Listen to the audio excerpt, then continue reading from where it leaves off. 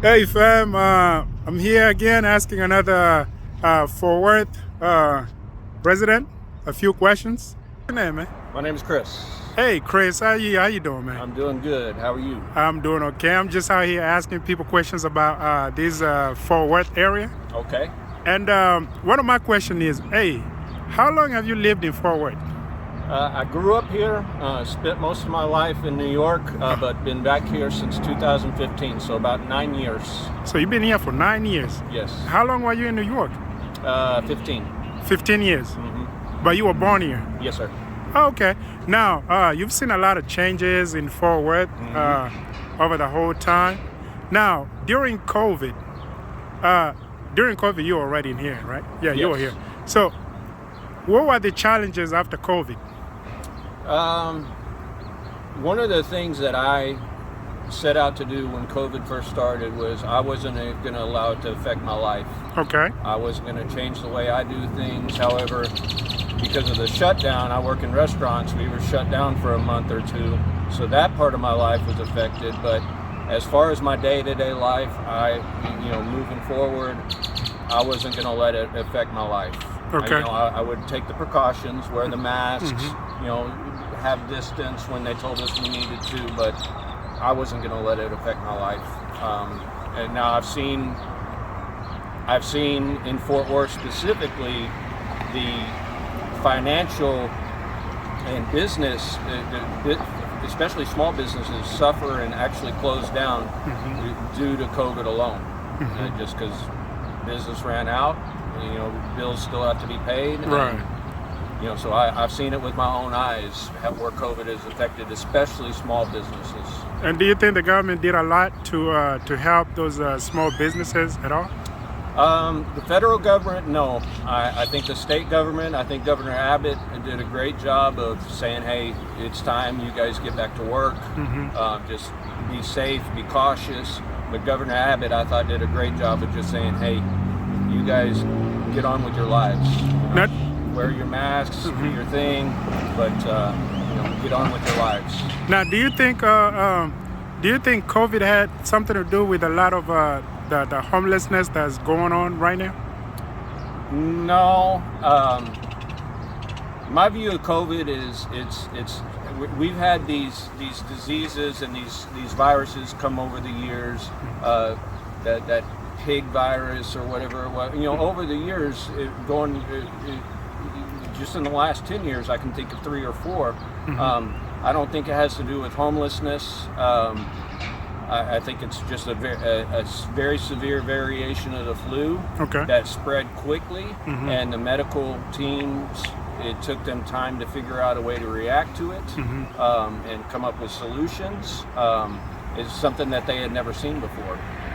So do you think COVID has been eradicated from society right now? Eradicated as in like it's no Yeah. longer, not completely. I think it's for the most part been eliminated. The vast majority of it, yes. So you think the vaccines that they gave out, they actually work? I don't believe in vaccines. You don't believe in vaccines? No. So how do you think they got rid of it? Just by telling people to do the proper things. Be safe. Wash your hands. Cover your mouth when you cough.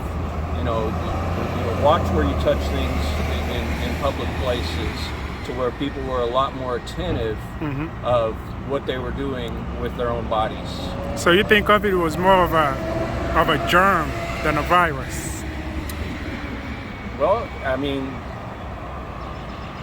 from what I've read and seen, I mean, like in 2020, if it was March 2020 right now, and you and I, the way it would spread was through Spot on.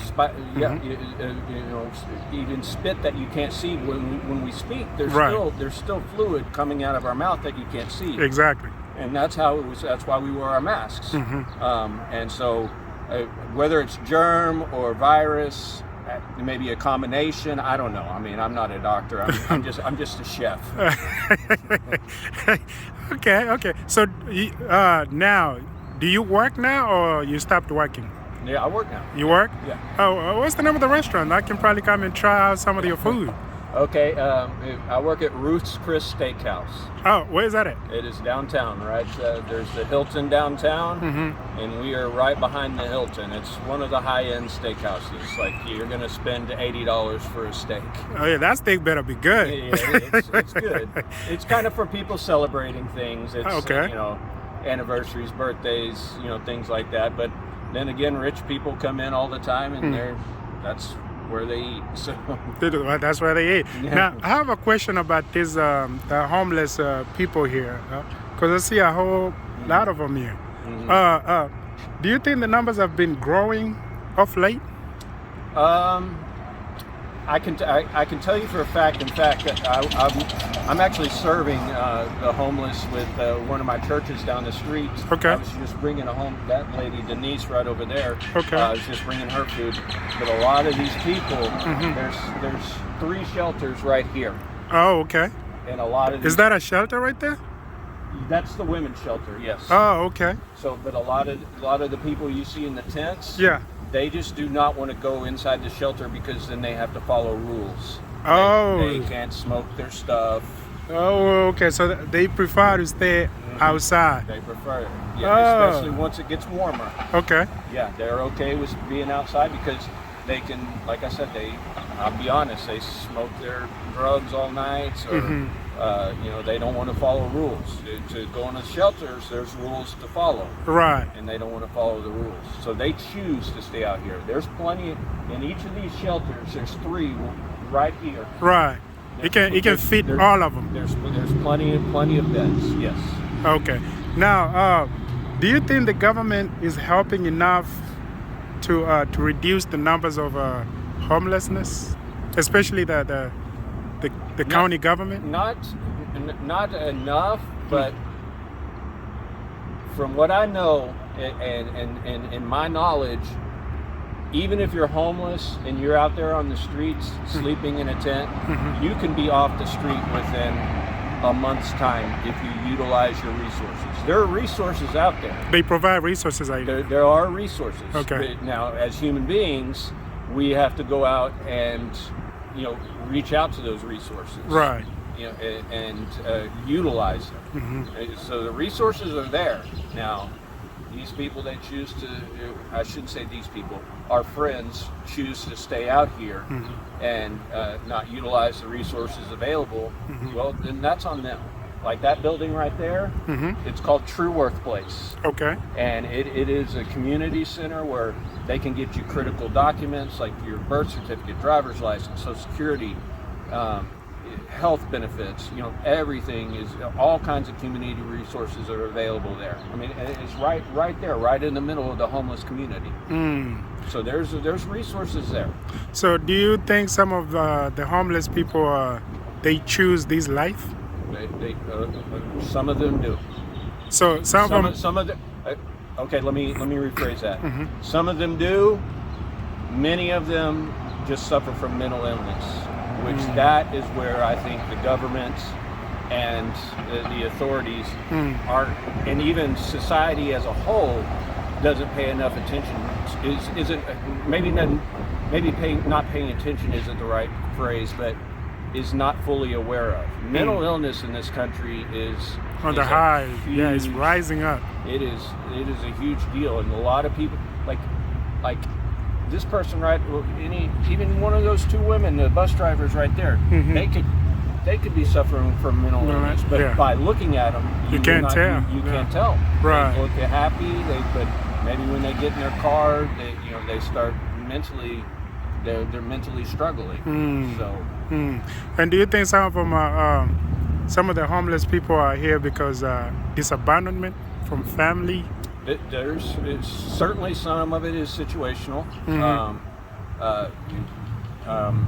Maybe not having a family that supports them, not having, maybe they had some trauma in their life, early in their life that, gave them maybe mental instability where they choose drugs, they choose, other resources rather than improving their own lives. And it's an understanding that I don't have personally. I mean, I'm just trying to answer your questions the best I can. Right. You're doing pretty good. You're doing great. So I've been driving down some of the streets out here, and I see a lot of those old houses. Do you think in the future they're probably gonna destroy them down and put like modern houses over there? Eventually, you have to understand a lot of these older houses that you see. Some of the families that live in them have been there for years and years. Okay. I mean, when they were probably the ones that built the house, Right. And they're not deceased yet, or whatever the case may be. And then a lot of them are turned over to like government like housing, where where it's cheap Right. housing for families that can't afford a proper apartment or a newer house or a newer apartment. Right. So they subsidize these older houses and put them on the market for cheap, and people will utilize them because it's a roof over their head. Now, this is a critical question. For this time that you've lived in Fort Worth, you've seen the rise of apartments or housing. Now, comparing to back in the day. What's up, man? Okay. So that's how he knows me. Okay. Yeah, so my question was, what do you think, what's going on? Why are the prices of this like rental going up right now? Well, you're looking at inflation right now, and I think you can. I don't want to get too political, but Right. if you look at what's happened since Biden has taken over as president, the price of everything has gone up. Everything has gone up, and rent was gone up long before Biden was president, long before Trump was president. I can remember when I would rent an apartment 20 years ago, when I was 18 or 19. I could rent a one-bedroom apartment for $500, a nice apartment. Nowadays, you're lucky to get one under $1,000. That's true. In a nice area. Exactly. You know, How much do you think they go for around here, like a one-bedroom apartment? Just off the top. Probably $1,200. Wow. Yeah, because especially being around the downtown core. Yeah, right. Yeah, I mean, you get out into the suburbs, it's going to be cheaper. But if you're around the downtown core, everything is going to be more expensive. All right. Well, thank you so much for stopping and allowing me to interview you. Yes, sir, I of really course. do appreciate that. Yes, sir, of course. And thank you for the good job you're doing for the people of Fort Worth, for the homeless people as well. And I'm going to hold you to that steak because I need to taste it. Okay.